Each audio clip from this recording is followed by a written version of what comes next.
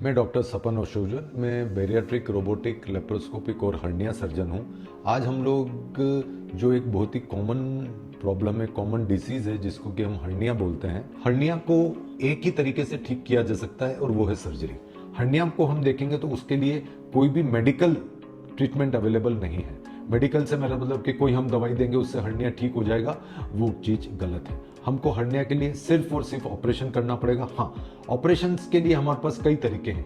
हम उस हर्निया को ठीक करने के लिए रोबोटिक सर्जरी कर सकते हैं, लेप्रोस्कोपिक सर्जरी कर सकते हैं और ओपन सर्जरी कर सकते हैं। रोबोटिक और लेप्रोस्कोपिक एक तरह का मिनिमल इन्वेजिव सर्जरी है, उससे पेशेंट्स को अच्छे रिजल्ट्स मिलते हैं।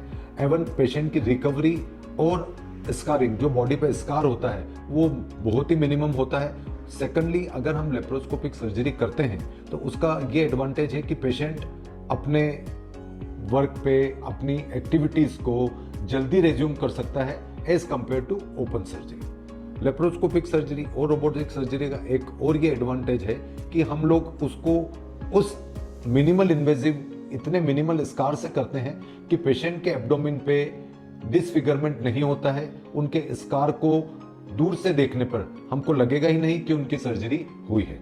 ये खासकर उन पेशेंट्स के लिए जो बहुत ही ज़्यादा कॉस्मेटिकली अवेयर हैं, उन लोगों के लिए ये एक बहुत ही अच्छा ऑप्शन है। सेकंड ये है कि हम कोई भी हर्निया सर्जरीज करते हैं तो उसको हमको रीइंफोर्स करने के लिए सूचर रिपेयर के साथ हमको एक तरह का मैश, एक तरह की जाली हमको लगाना बहुत ज़रूरी है।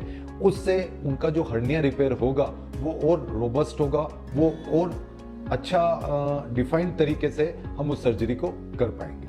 कुछ कंडीशंस होती है जहां पे हम लोगों को मैश या जाली डालना तो है, पर इन्फेक्शन या किसी और कंडीशन के कारण हम नहीं डाल पाते हैं, तो उन लोगों में हम उस हर्निया को सूचर रिपेयर करते हैं।